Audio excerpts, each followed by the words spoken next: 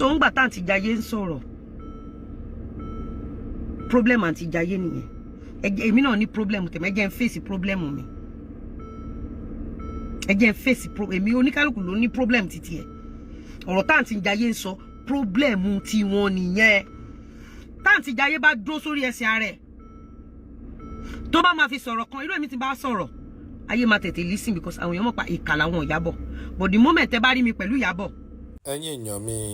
arábìnrin tí a mọ̀ sí LIZZY ANJORIN ó ti jáde wá fún JAIYE KUTI o ó jáde wá fún JAIYE KUTI o ó ní wípé kí ló kàn pẹ̀lú gbogbo àwọn ọ̀rọ̀ tí òun sọ ó nígbà tí òun ní pọ́blẹ́mù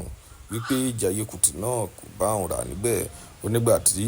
òjò ń pọn igun òun wípé JAIYE KUTI kò bá òun rà nínú ọ̀rọ̀ náà. ẹ̀yin tèmi ìjẹ́ wàhálà ńlá kan ló ṣẹlẹ̀ báyìí wàhálà ti ṣẹlẹ̀ ò lẹ́yìn ìgbà tí JAIYE KUTI jáde lọ sọ̀rọ̀ díẹ̀ nípa àwọn nǹkan tí àwọn ìdojúkọ tí òun ní Yorùbá movie industry. ẹ jẹ́ ká gbọ́ látẹnu LIZZY ANJORIN bí gbogbo ọ̀rọ̀ náà yóò ṣe lọ o. tí n bá sọ̀rọ̀ ó máa dàbí ariwo ni ẹ mọ̀ pé àwọn olè tún bá wí àwọn olọ̀tá ẹ̀ ṣe bọ́ọ̀rẹ́ ni gbogbo wọn bọ́ọ̀rọ̀ Aunty Jaiye ṣe rí nìyẹn ọ̀rẹ́ ni gbogbo wọn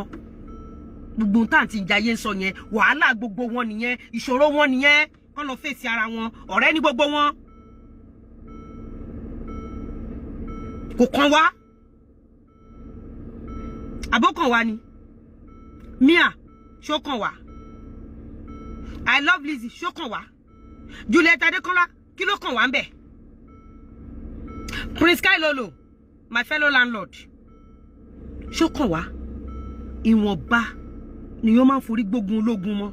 ìwọ̀nba nìyàn ń pèjẹ oníjà ó ti yín ṣé mo ṣe sinimá kí ló kan tèmi àwọn àtàwọn Ìyábọ̀ náà jọ ń ṣe sinimá kan lọ fèsì ara wọn ngbà tèmi àtàwọn onílẹ̀ ń jà tán wá bá mi lé lóru ṣé mo pè wọ́n ṣé ngbà tí mo ná wálé mi láago 3 òru aago 2 òru ṣé Aunty Jaiye dá sí ṣé wọ́n gbé fọ́tò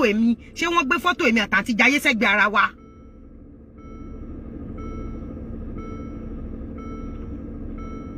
mo sínú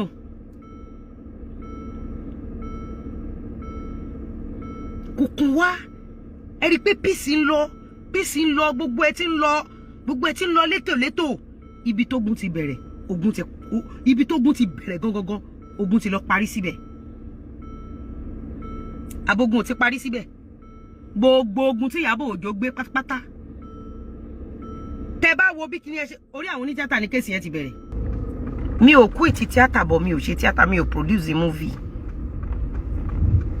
ṣé ìjọ tí mo ti ń polówó lẹ̀mí àbí tí mo ń polówó aṣọ mi àbí ìgbà tí mo ní kéèsì ìdúmọ̀tà ìwọ alẹ́ òfúnra rẹ̀ ṣó jáde ẹni tó hàdí fọ́tò mi pọ̀ mọ́lẹ̀ ní ṣó jáde.